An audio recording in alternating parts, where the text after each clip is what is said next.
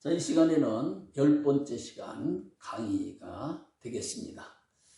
오늘 주제는 인노켄티우스 3세와 제4차 라테란 공의회가 되겠습니다. 의기를 반등시킨 공의회. 1215년은 중세 유럽사에서 가장 중요한 해로 평가되고 있습니다. 제4차 라테란 공회가 열렸기 때문인데요.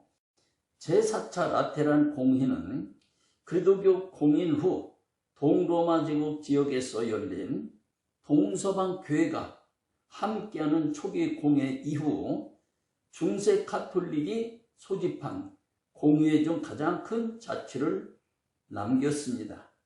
이 공회가 중요한 이유는 그전까지 가톨릭 교회에서 행해지던 모든 신앙의 형태들을 종합, 정리하여 가톨릭 신학을 형성하고 포괄하는 내용들을 공표했다는 데 있습니다.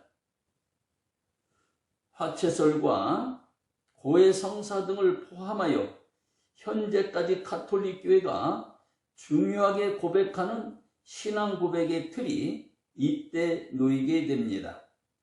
여기에 머물지 않고 도덕성 개혁과 성직자 개혁, 사목개혁의 성공으로 가톨릭 교회는 중세 최고의 위상을 지닌 기관으로 자리매김하게 됩니다. 그러나 이 공회가 남긴 가장 큰 업적은 가톨릭 교회의 역사와 교황의 역사를 동일시하게 되었다는 데 있습니다. 이 공회는 교황의 유럽 지배 체제가 완성되었음을 보여주는 사건으로 평가되고 있고요. 그러나 어떤 면에서는 중세 가톨릭 교회의 왜곡이 현저하게 생긴 그런 기간으로 평가되기도 합니다. 교회의 지배 시대가 결코 이상적이거나 바람직한 교회상은 아니기 때문입니다. 라테란 이 공회는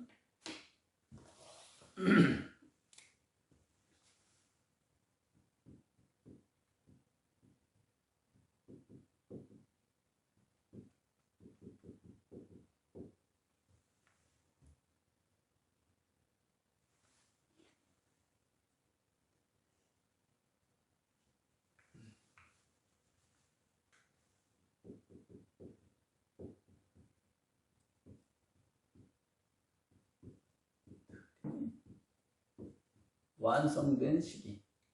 그러니까 가톨릭 교회의 신앙의 고백의 틀이 완성된 그런 시기 또는 회의로 평가되면서 아주 이 라테란 공회는 가톨릭에 있어서는 아주 중요한 그런 공회로 평가를 받고 있습니다. 이 공회를 소집한 교황 인노켄티우스 3세는 중세의 탁월한 교황 중 한 사람으로 꼽히고 있습니다. 그의 시대를 평가한다면 세속 군주들과의 투쟁으로 승리를 얻은 교황의 전성기를 성취한 시대라 할 수 있습니다. 그러니까 중세 시대에는 어떤 교황과 그런 제국의 황제들 사이에 이런 어떤 힘겨루기 또 갈등, 알력의 구조가 있었는데 이때의 인노켄티우스 3세는 세속 군주들과의 투쟁에서 승리를 얻음으로써 교회 전성기를 열었다. 이렇게 평가를 받고 있다는 얘기입니다. 인노켄티우스 3세 시대의 치세인 13세기 내내 중세 가톨릭 교회는 종교적, 지성적, 윤리적으로 변화할 뿐만 아니라 세속 권위에서도 정점에 이르게 됩니다. 이 시기는 교황이 실질적으로 세속 군주권을 행사한 교황 군주제 혹은 교황 신정 정치 시대로 불리고 있습니다.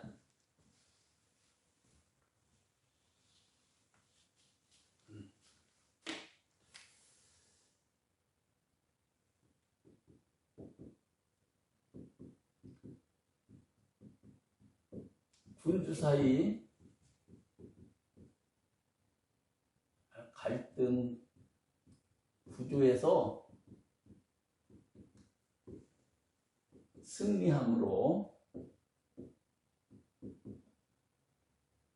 교황이 세속의 권한까지 독점하는 교황 군주제 또는 교황 신정 정치시대 개막 열었다 얘기죠. 시작이 되었다. 자, 한 세기 전 시작된 십자군은 유럽의 균열을 가져왔습니다. 그리스도교 아래서 하나 되어 예루살렘을 회복이라고 하는 대의를 추구하였지만 십자군은 유럽이 가졌던 무지와 맹목, 그로 인한 혐오의 상징이 되고 말았습니다.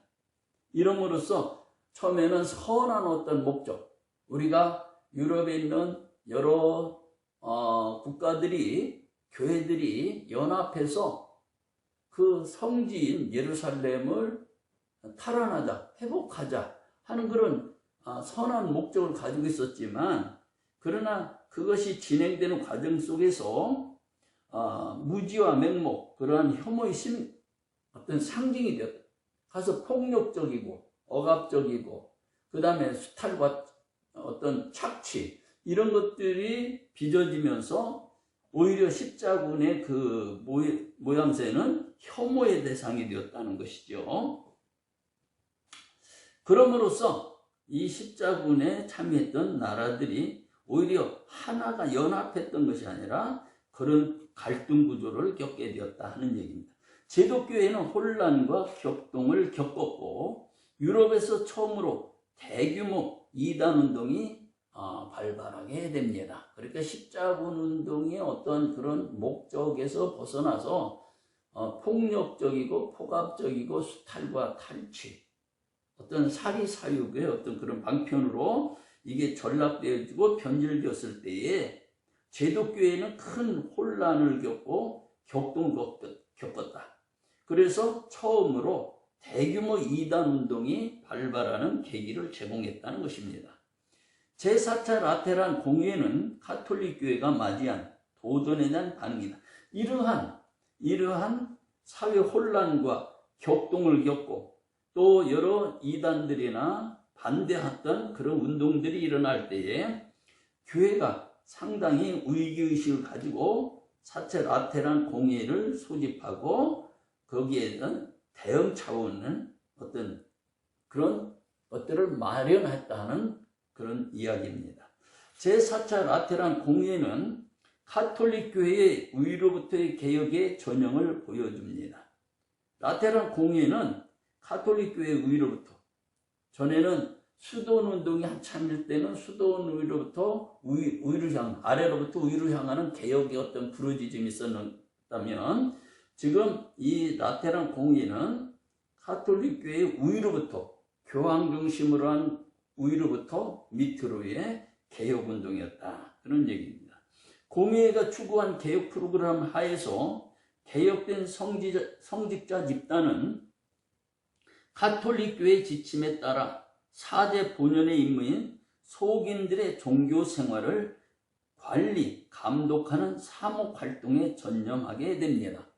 그러니까 사제들의 어떤 그런 세속 권력에 결부하고 또 세속 권력과 손을 잡고, 그래서 세속의 어떤 그런 관직이나 이런 데서 사리사욕을 하고 개인의 명예와 영달을 추구하는 그런 변질된 그런 모습 속에서, 또 모순 속에서 이 라테란 공회는 사제들의 어떤 개혁을 이렇게 시작을 해서 사목활동, 그래서 본연의 임무인 본연의 어떤 사제들의 임무인 사목활동, 목회활동에 전념하도록 했다 하는 이야기입니다. 교황청 로마법의 발견과 발전을 토대로 교회법을 활용하여 법적 정당성을 공고했을 뿐만 아니라 교회와 교황의 권위는 탄탄한 신학적, 법률적 토대 위에 증대되고 교황재판정 등 교회기구가 정비되게 됩니다. 자, 인노켄티우스 3세 시대.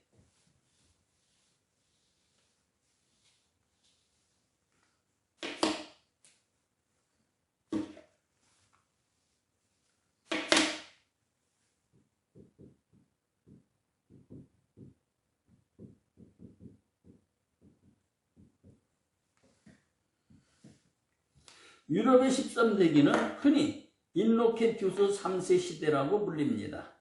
인노켄티우스 3세는 교황의 절대 군주권을 추구한 현실적이고도 탁월한 정치가였습니다.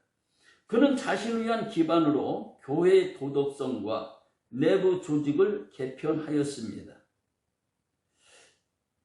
기독교 세계의 일치와 번영을 위해 교황을 최고의 지배자요 재판관으로 하는 교황 지배체제를 주장했고 성공적으로 그것을 구현했고 그의 가장 큰 업적은 라테란 공의의 소집이었습니다. 1215년 약관 20세의 프리드리히는 인노켄티우스 3세의 지원을 받아 제국 황제로 확정이 됩니다. 프리드리히는 황제로 지명되는 조건으로 시칠리아 통치권을 포기하고 이탈리아 교황령을 교황에게 환원할 것을 약속하게 됩니다. 13세기 초반과 중반 교황은 신성 로마 제국 황제 선출과 폐후에 가장 큰 영향력을 행사하게 됩니다. 그러니까 교황이 신성 로마 제국의 황제를 임명하고 폐위하는 권력을 소유했다. 그러니까 황제가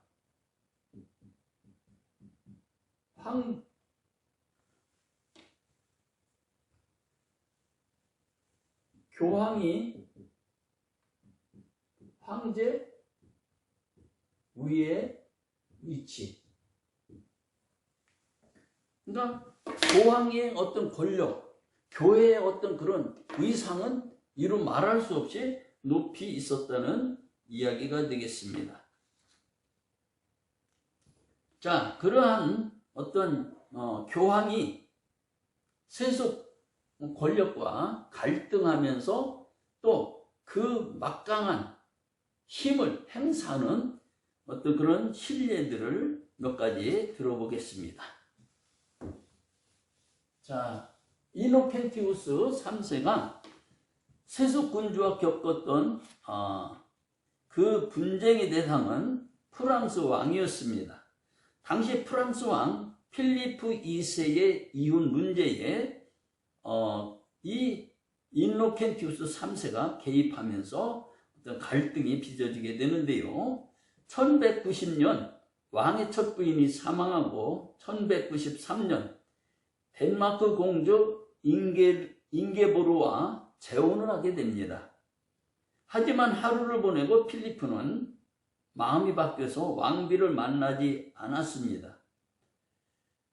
증거가 없었음에도 프랑스 성직자회는 혼인이 무효라는 선언을 하고 필리프 왕의 손을 들어주게 됩니다.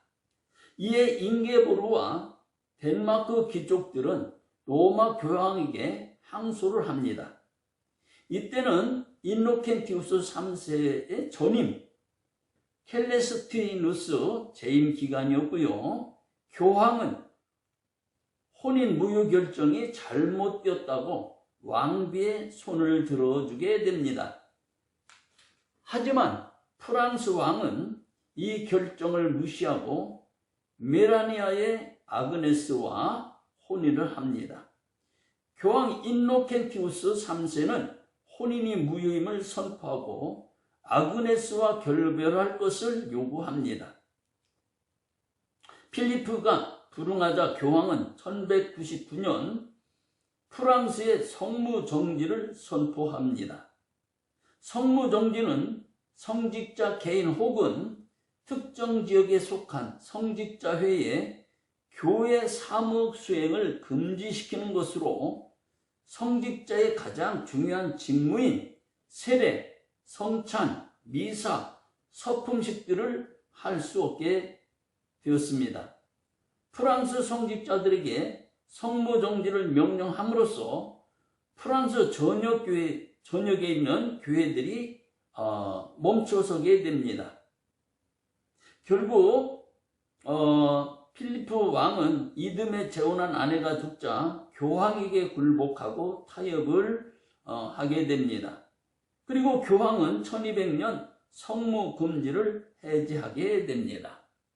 그러니까 이 성무금지라고 하는 것은 교회에서 어떤 사제들이 하는 모든 사목활동, 말하자면 세례 주고 성찬을 행하고 미사, 예배하는 일들, 서품식 등을 멈추게, 중지시키는 거죠. 성무정지. 그러니까 교회가 올스톱될 수밖에 없고, 이건 어마어마한 그런 영향을 교회에게 행사했던 것이죠. 자, 그 다음으로 잉글랜드 왕을 파문시킨 교황. 1205년 캔터베리 대주교 휴버트 윌터 사망 후 후임자 임명을 두고 존왕과 교황 간의 대립이 생기게 됩니다.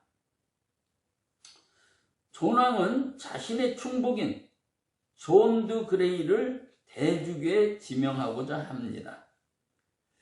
대주교 후보 선출 자격이 있는 캔터베리 대성당 참사회원들은 부원장을 비밀리에 후보로 선출하여 로마에 보내 교황의 임명을 받도록 시도하였습니다. 존왕이 지명을 받은 후보와 참사회원들의 지명을 받은 후보 모두 로마로 달려가서 교황에게 자신을 대주교로 임명해 줄 것을 청원하게 됩니다.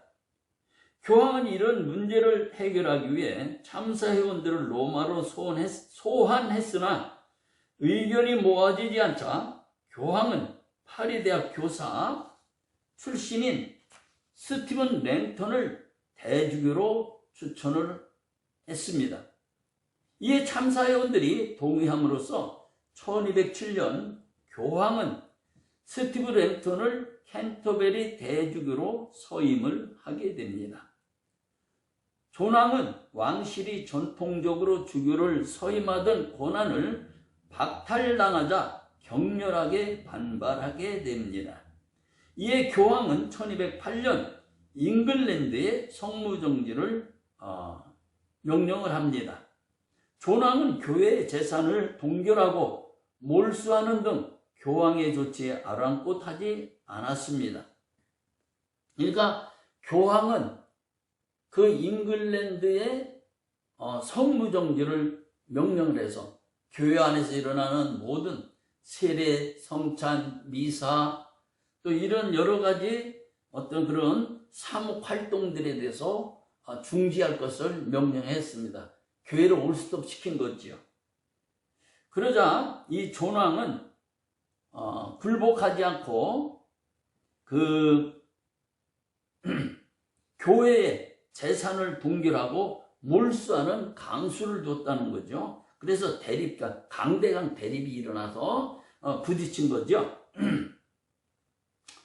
존왕이 굴복하지 않자 교황은 1209년 이 존왕을 파문했습니다. 결국 존왕은 굴복하고 잉글랜드를 교황에게 봉헌하고 스스로 봉신임을 선언하게 됩니다. 그러니까 앞에서도 본 대로 필리프 왕도 그랬고 이 존왕도 그렇고 결국에는 황제 앞에 무릎을 꿇고 어떠한 굴복하는 그런 모습들을 보여주고, 교황은 왕들을 이렇게 자기의 어떤 권위로서 제압하고 굴복시킴으로써 그 위에 위치하는, 왕들 위치에 또 위치하는 그런 막강한 권한과 권위를 소유하게 되었다 하는 겁니다. 이런 지배 세력에 대한 직접적 간섭만으로 교황 지배 시대가 열린 것은 아니었습니다. 이는 유럽 대중 사이에 교회를 정점으로 하는 가톨릭 신앙이 뿌리 내렸기 때문에 가능했습니다. 그러니까 그냥 어떤 교황 개인의 그런 교황 개인의 권위와 어떤 힘으로써 속권, 세속의 어떤 군주를 지배하고 종속시키는 그런 것이 아니라 교회를 정점으로 하는 가톨릭 신앙이 널리 확산되었고, 그래서 실제적으로 어떤 황제는 세상을 또는 정치적으로 국민들을 지배하고 통치했다면, 교황은 유럽 전체를, 교회들과 유럽 전체의 가톨릭 교인들을 또 지배하고 영적으로 다스리고 통치함으로써 오히려 이러한 힘이, 이러한 어떠한 교황에 대한 어떤 교회와 성도들의 그런 충성과 헌신, 이런 것들이 힘이 되어서 세속의 군주를 이렇게 지배하고, 세속을 지배하고 어떤 통치할 수 있는 그런 힘이, 에너지가, 권위가 거기서 나왔다는 거죠. 자, 성무정지와 파무진이라는 종교적 징계가 상징적인 조치가 아니라 실제로 세속군주를 무릎 꿇린 이유는 대중들의 삶에 가톨릭 신앙이 깊이 밀착되어 있었기 때문이었습니다. 그러니까 그러한 신앙의 힘이 어떤 교회의 힘이 되었고 교황의 힘이 되었다. 그 신앙을 바탕으로 하는 그 힘이 세속의 어떤 그런 힘이나 권위를 능가했다는 이야기가 되겠습니다. 자, 중세 유럽 최대 규모의 공회, 라테란 공회를 그렇게 표현합니다. 이러한 결과로 이노켄티우스 3세는 제4차 라테란 공회를 소집할 수 있었습니다.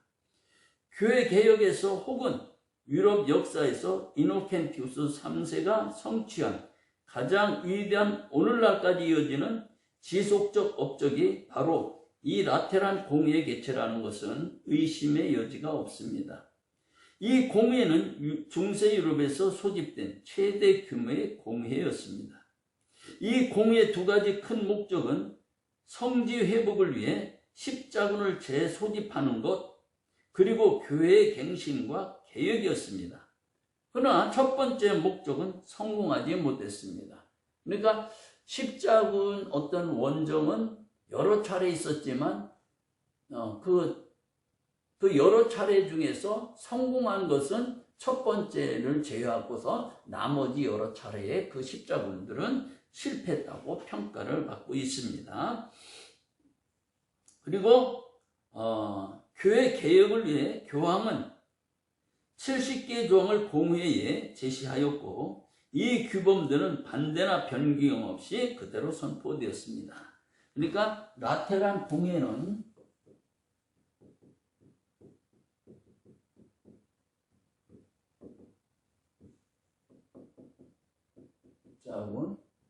원정의 원정,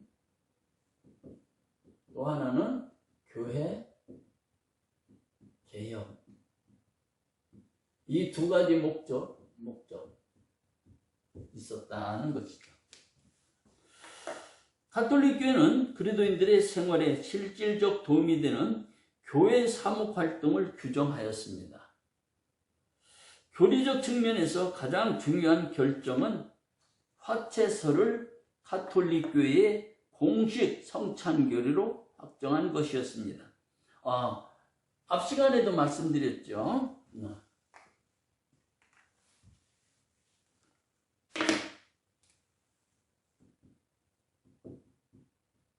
화채사를 공식 성찬 교리로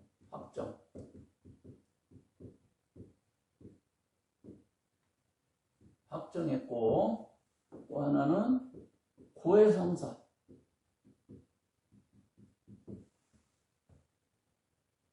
의무화.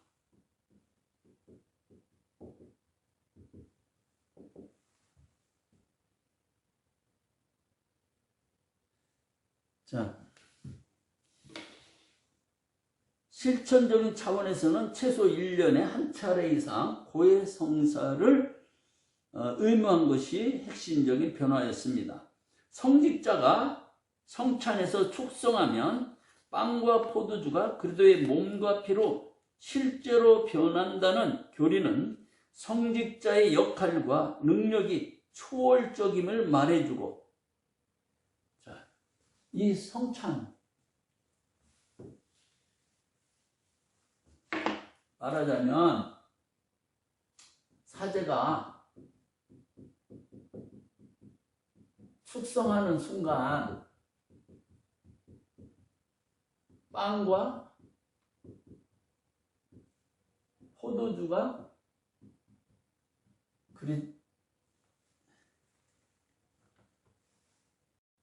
그리스도의 몸과 피로 변한다. 이 화채설인데, 자, 이러면은 어떻게 되겠습니까? 사제가 축성하고 사제가 거기 위에 기도하게 되어지면 일반 빵과 포도주가 기도하는 순간에 그들의 몸과 피로 바뀌고 변화된다고 하니까, 이때에 이 사제의 능력, 권세가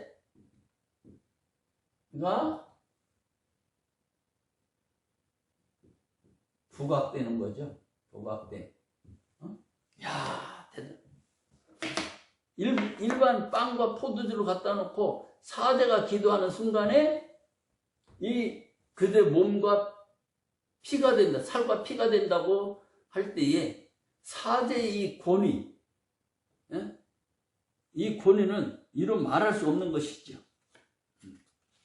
그래서 성직자의 역할과 능력이 초월적임을 말해주고, 상상할 수도 없는 능력과 권위를 가지고 있다고 하는 것. 그러니까 일반 성도는 따라갈 수 없는 무한한 권위가 있다. 사제에게는. 그러니까 참 일반 성도와 사제들 간의 어떤 그런 차별성, 이런 것들이 강조될 수 있었다는 거죠. 자,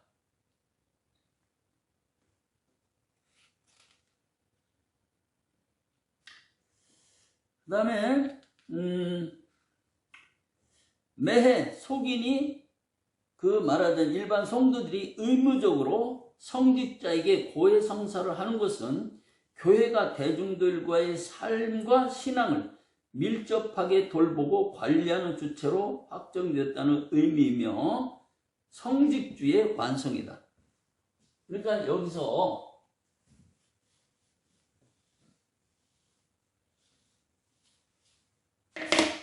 또 하나는 고해성사는 뭡니까?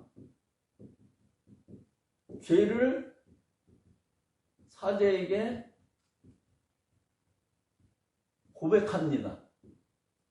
고백하면 사제가 뭐하죠? 사죄의 선언을 합니다. 그러니까 여기서도 사제는 일반 교인들의 어떤 죄를 사죄해주는 그런 막강한 권한과 권위를 가지는 것으로 드러나게 되죠. 그러니까 사제들의 말하자면 사제 앞에 가서 자신의 죄를 고백하는 일반 성도들과 그것을 또 사죄를 선언해주는, 용서해주는 그런 어떤 사제들 간의 간격이라고 하는 것은 이루 말할 수 없는 것이죠.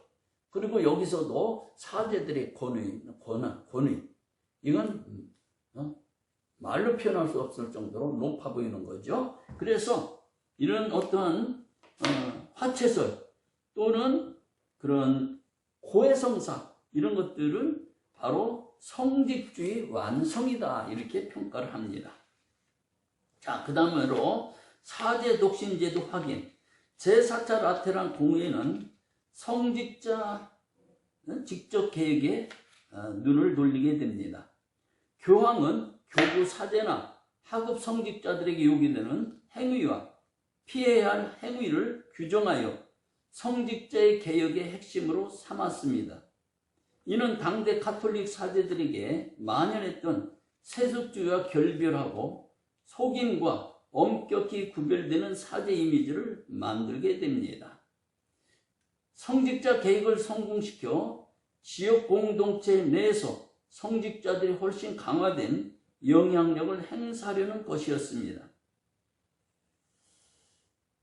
제4차 라테란 공회도 가톨릭 사제의 가장 독특한 구별점이 독신임을 어김없이 재확인해 주고 있습니다.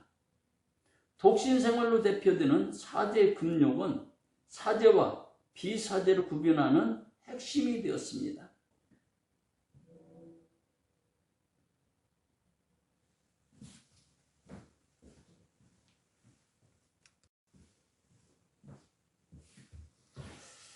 여기서 우리가 좀 봐야 될 건 뭐냐면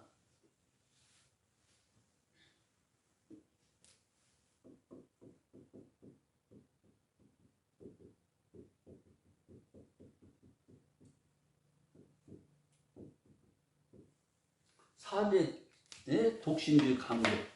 그러니까 사제들의 어떤 독신을 강조하고 그래서 어떤 금욕적인 모습 또 초월적인 모습을 통해서 일반 속인들과 사제들이 어떤 그런 구별된 차별화하는 그런 정책들을 썼다. 그래서 이 일반 속인들이 사제들에 대한 어떤 그런 권위를 인정해주고 그런 존경하고 또 그 권위에 따르고 하는 그런 구조를 만들어 가기 위해서 더욱 이것들이 강조되었다고 하는 그런 측면이 있다는 얘기입니다.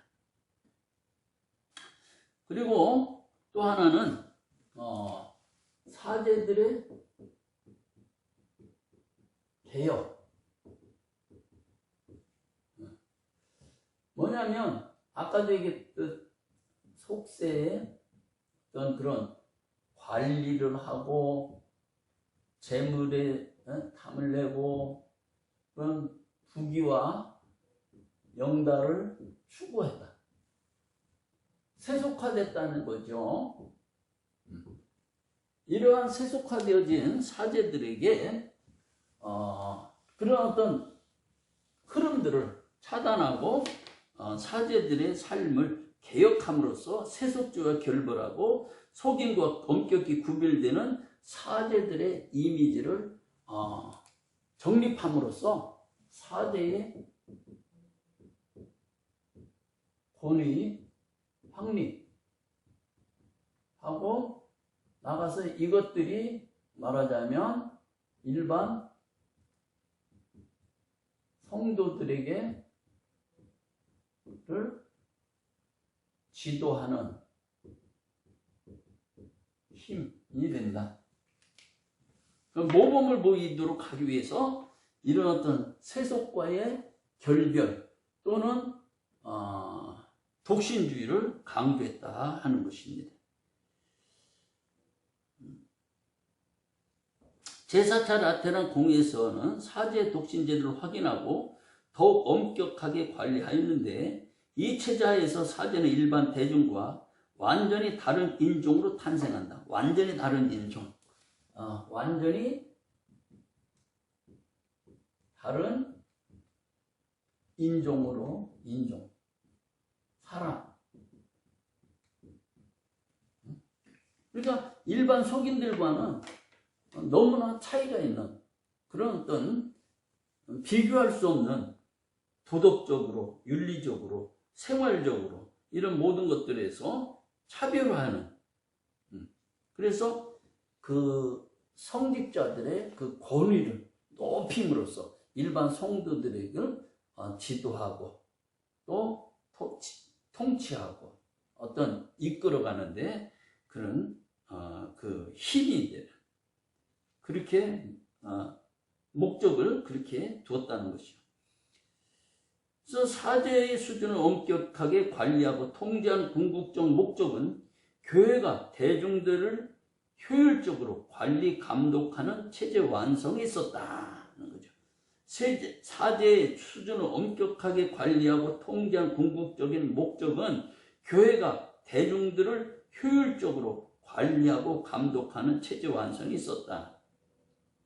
성직자 개혁을 통한 교회 개혁 시도는 결국 성직자와 비성직자 사이에 서로 건널 수 없는 성직주의라는 강을 내었습니다. 그러니까 차별화해서 성직자는 위에 있는 고고한, 그리고 감히 침범할 수 없는 그런 고고함, 권위, 이런 것들이 강조되었다고 하는 것이죠.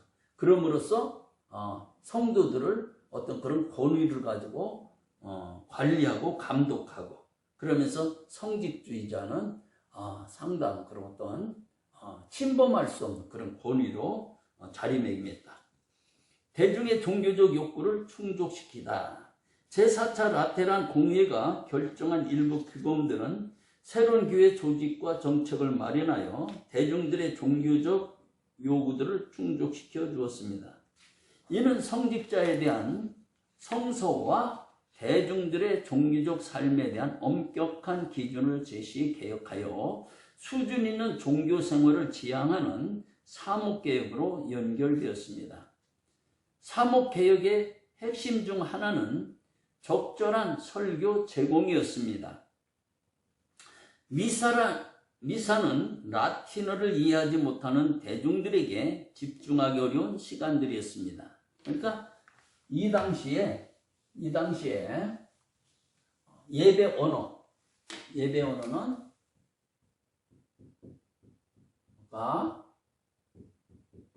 라틴어였어요. 라틴어.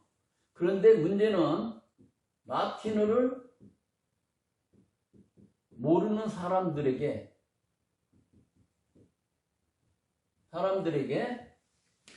라틴어를 중심으로 한 미사, 설교는 참으로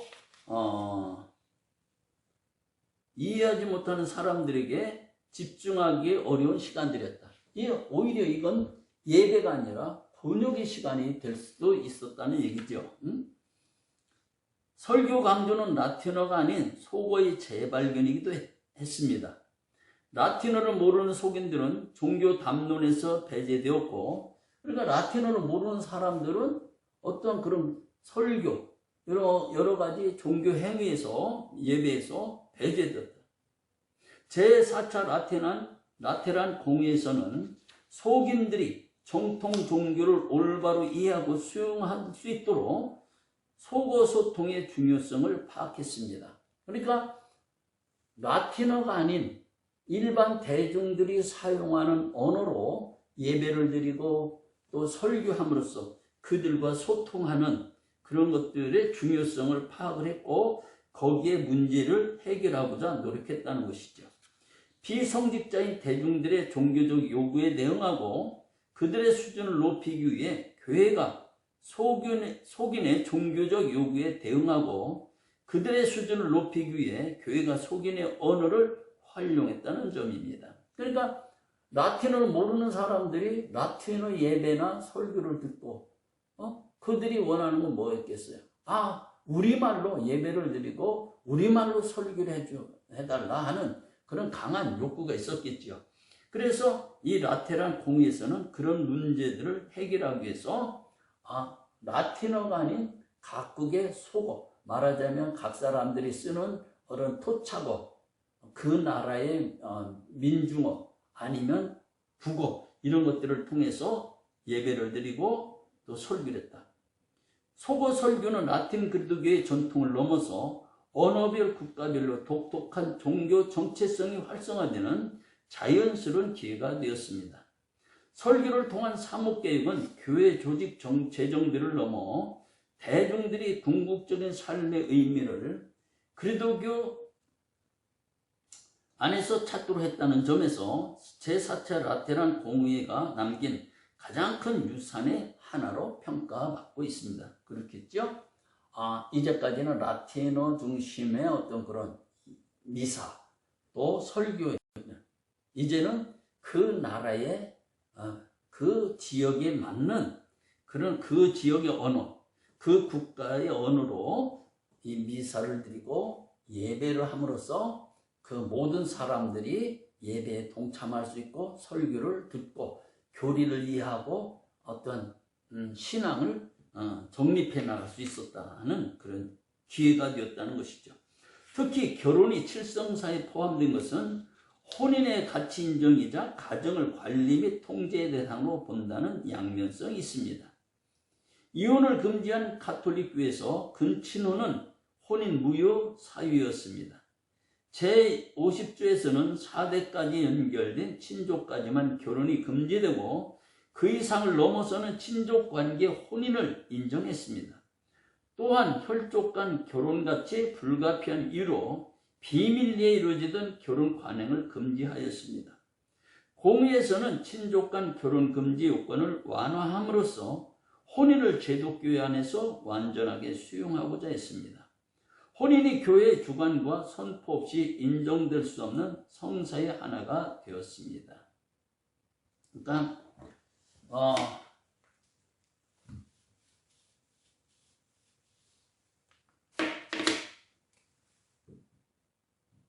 혼인도 교회의 허락.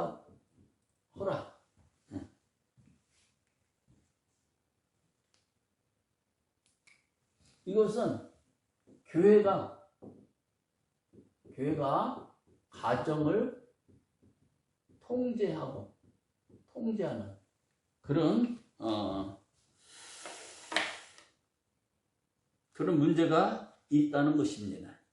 이 규범에 의하면 모든 그리스도인들은 교구 사제에게 1년에 한 번 고해성사를 해야 되는데, 고해성사는 개인이 사제에게 은밀한 죄를 고백하고 사제로부터 사면을 받거나 송죄를 위한 종교적 처분을 받는 행위였습니다. 사제는 고해성사를 통해 사람들과 소통했을 뿐 아니라 사면과 죄책 수행을 선포함으로써 그 지역 공동체 내에서 모든 사람이 복종해야 할 궁극적 권위자가 되었습니다. 칠성사 제정의 의미, 성찬식은 그들의 마지막 만찬에서 제정된 것으로 현재 이르기까지 그리스도교의 핵심 의례였습니다.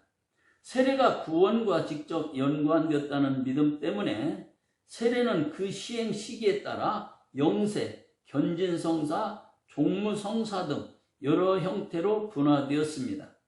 여기에 혼인성사, 고해성사, 신품성사가 더해지면서 이른바 가톨릭의 칠성사가 완성이 되었습니다. 성사란 천국과 구원을 지향하는 그리스도인이 이 땅에서 살아가는 여정의 올바른 동의로 고안된 것입니다. 그러니까 우리가 그런 말을 하죠. 요람에서 무덤까지다 하는 그런 얘기했습니다. 자, 교회가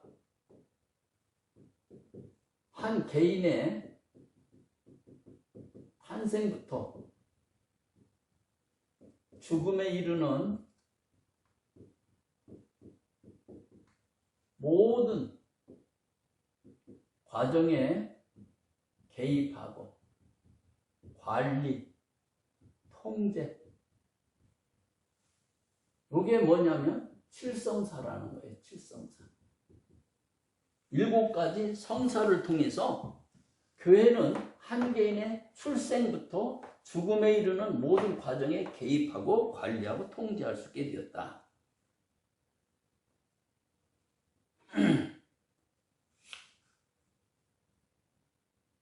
(1215년) 라테란 공의회 전후로 확정된 칠성사는 그 길의 안전한 보호자요 인도자가 되어야 하는 카톨릭 교회가 보호하는 산물이다.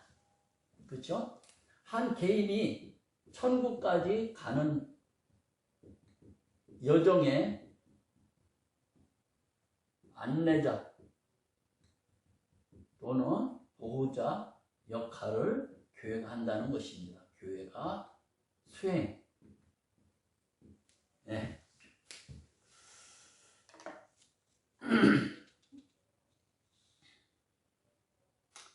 칠성사는 태어나서 죽을 때까지 각 단계에서 종교적 진행은 성사수행과 같이 간다.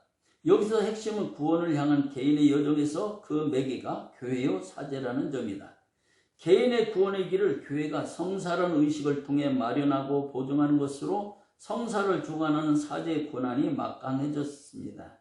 아울러 긍정적 의도와 별개로 교회 일상 통제가 강화되었고 성직자가 삶과 구원의 여정을 지배하자 안전한 여정에 대한 희망보다는 그 통제하에 대중은 종속되게 됩니다. 그러다 보니까 자,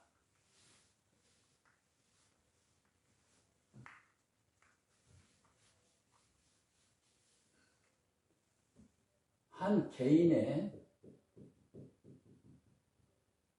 구원의 여정을 교회가 관리하고 통제하는 거예요. 어떻게 보면 인생 여정이죠. 태어나서부터 죽을 때까지 인생 여정 전 과정을 교회가 관리하고 통제. 만약에 여기서 벗어나면 구원받지 못하는 거죠. 이탈, 구원에서 이탈하는 거예요. 그러니까 사람들은 이게 두려워서 여기에 맹목적으로 순종하고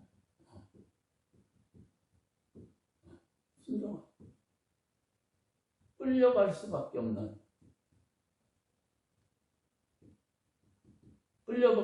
없는 그런 구조가 만들어졌다. 그래서 이 대중들은 교회와 사제에게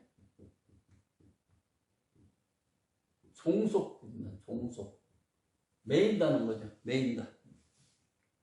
또한 개인의 종교적 문제를 제도적으로 규율하려는 공의의 결정은 중앙 집권화된 교회 권력을 보여준다. 교회가 모든 걸 다 한다. 너의 태어나서부터 죽을 때까지 모든 걸 내가 다 관리하고 관장한다니까. 그리고 그런 것들이 말하자면 공의의 결정은 중앙 집권적 그 교회 권력을 집중화될 수 있다. 그래서 교황에게 모든 것은 권력, 권한이 집중된다. 제4차 라테란 공회의 또 다른 얼굴은 의로부터 이루어진 억압사회였습니다. 종교재판소 도의의 한 시대에 특정한 교리나 삶의 모습이 강조되면 불가피하게 그 기준에 미치지 못하는 사람들이 차별을 받고 타자화됩니다. 탄압을 당연시하거나 정당화하는 기제가 생겨난다는 것입니다. 십자군이 이단 축출 목적으로 소집된 것이 대표적인 예라고 할 수 있습니다. 이단자 축출을 목적으로 위해 무기를 든 자들에게는 교회는 책임을 묻지 않았습니다. 자, 한번 보실까요? 종교재판소.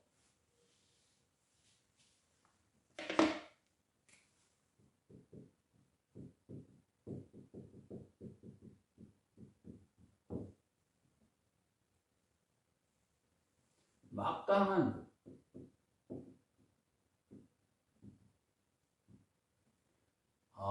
세상을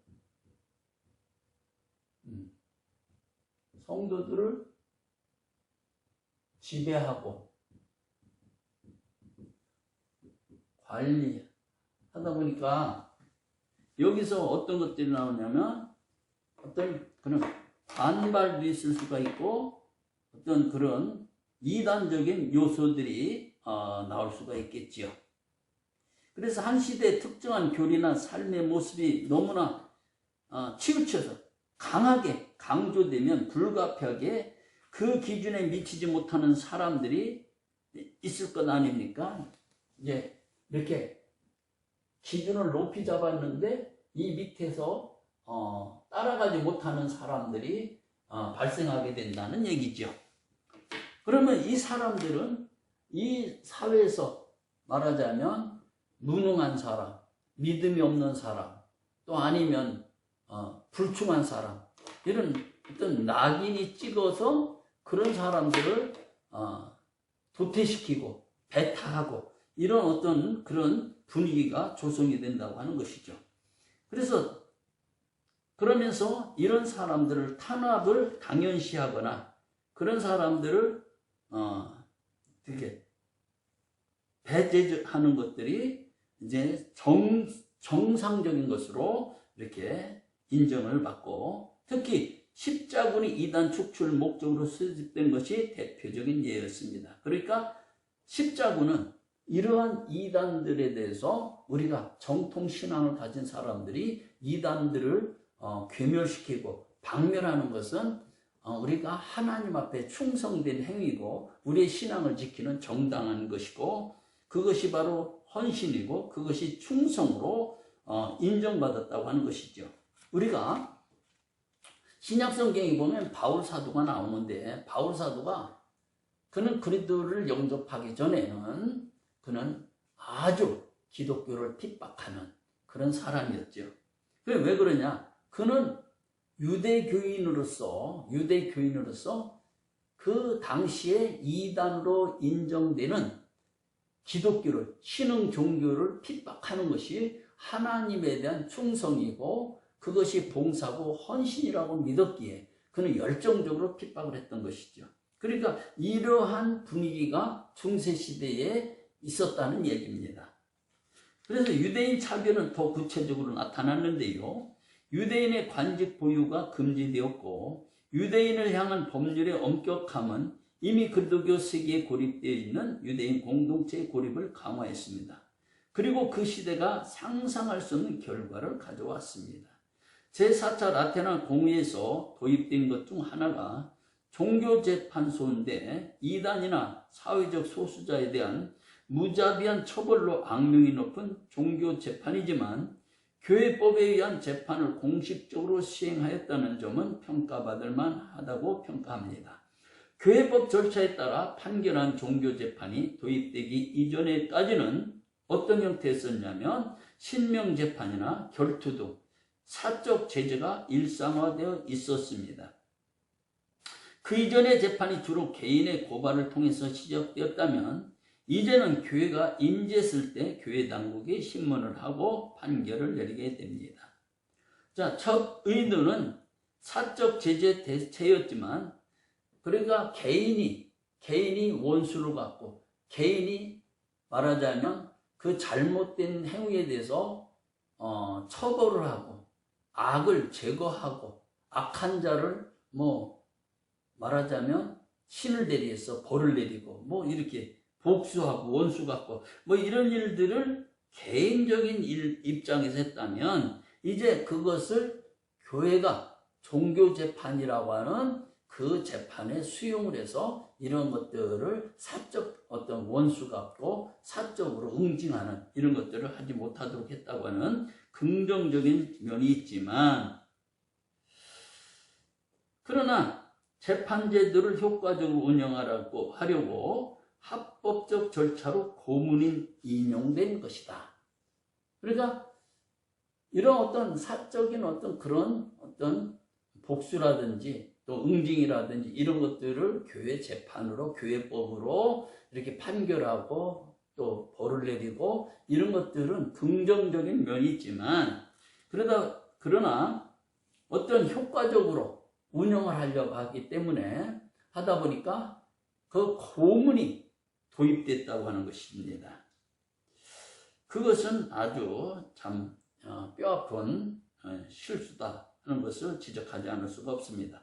교황청 재판소는 유럽의 정치, 사회, 종교 문제를 판단하는 최고 재판소 역할을 하게 되는데 1215년 실질적으로 전 유럽의 교황 군주제가 완성되었습니다. 세속법과 교회법에 불만이 있을 때 최종적으로 교황청 재판소에 상소를 했고요. 이탈리아에는 교황이 알프스를 넘어 잉글랜드, 아일랜드까지 실질적 영향을 미친 힘은 교황청 대사 임명 제도를 통해서 가능했습니다. 지역 대주교가 겸직하기도 하고 로마 교황청에서 파송하기도 하였는데 이 교황 대사는 교회 문제가 발생할 때나 국가와 교회 사이에 갈등이 생길 때 교황을 대리하여 조정하고 중재하는 역할을 했습니다. 이 수단을 통해 교황은 효과적으로 전 유럽의 세력을 확대할 수 있게 되었습니다. 그러니까 교황을 대리할 수 있는 대사들을 각 지역에 그 나라에 파송하고 교황이 그 대사들을 다 통솔하고 관리하고 감독하고 움직임으로써 교황은 실질적으로 온 지역을 이렇게 통치하고 지배하고 다스릴 수 있었다는 이야기입니다. 교황이 종교적 권위를 넘어서 세속적인 문제에서도 전 유럽의 영향력을 확대하려 하니 재정 부담이 많아졌습니다. 기구가 많아져야 되고 사람이 많이 필요해지니까 자연적 재정 부담은 늘어날 수밖에 없었다는 거죠. 교황청 기구를 확대하고 업무에 필요한 경비를 충당하기 위해서 교황은 여러 부가세를 도입하여 수입원을 확보했고 어떤 세금을 많이 걷었다는 얘기가 되겠습니다. 제4차 라테란 공의회 전후 제도로서의 교황제는 정점에 이르게 됩니다. 중세를 교황권 전성시대로 부를 만한 조치들은 대부분 이 시기에 나온 것으로 평가됩니다. 이는 기본적으로 의로부터 부과된 종교였습니다. 그러니까 교황 중심을 해서 교황의 권위를 가지고 지역 교회들을 지배하고 세상을 전부 다 지배하는 그런 중앙 집권적이었다. 그래서 그 권위가 위로부터 밑으로 내려가는 그런 시스템이었다는 거죠.